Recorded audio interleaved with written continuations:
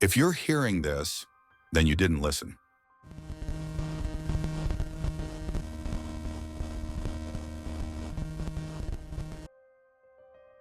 I found the tape by accident. It was sitting at the bottom of a cardboard box in a thrift store just outside town. No price tag, no label, just a single cassette in a cracked plastic case. The cashier told me I could have it for free. He said no one else wanted it. Written on the cassette in red marker were 5 words. Room 14, do not play. I played it anyway. This is a record for anyone who finds this. I don't know how long these tapes last, but I don't have another option. If you're listening, then you're probably already too close. The voice sounded tired, like it hadn't slept in days. He said his name was Daniel. He said he was staying at a motel he couldn't remember checking into. It doesn't show up on maps. I checked. GPS just goes blank when you get near it. The sign out front flickers. Vacancy always says no, even when the parking lot is empty. Daniel explained that every night cars arrive anyway. They pull in slow, headlights off, and by morning, every room is occupied. Every room except one. Room 14. They tell you the rule when you check in. They don't write it down. They just lean closer and whisper it. If you hear knocking from room 14, do not answer. If you hear your name, do not answer. And if you hear your own voice calling from inside the room, run. Daniel said no one ever asked why, because everyone could hear the knocking. It started around 2:14 a.m.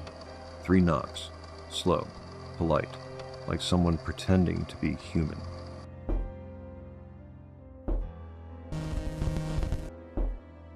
I stayed in bed, covered my ears, but the walls are thin here. I could hear other guests moving, doors opening, then screaming. By morning, those rooms were empty. No blood, no signs of a struggle, just beds neatly made, like no one had slept there at all.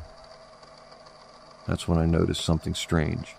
The timestamps on the tape didn't match real time. Daniel would describe something, and then pause, as if listening.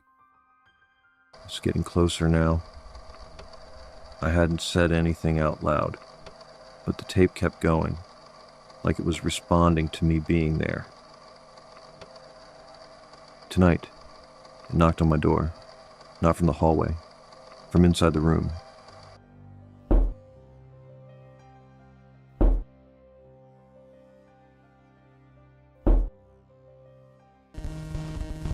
It sounded like me. Same voice, same breathing. It said my name the way I do, like I'm not sure I deserve to be heard. I didn't answer, but I listened, and I realized something. Room 14 isn't empty. It's waiting. If you're hearing this tape, you need to understand the motel doesn't let you leave once it knows your voice. It practices it. Perfects it.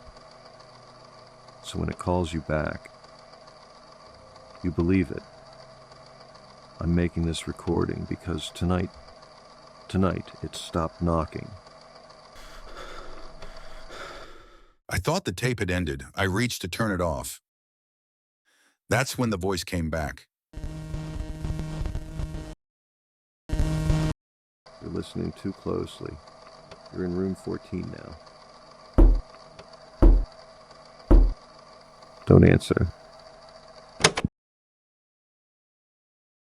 I checked the thrift store receipt again. The date at the top wasn't from last week. It wasn't even from this year. It was dated tomorrow.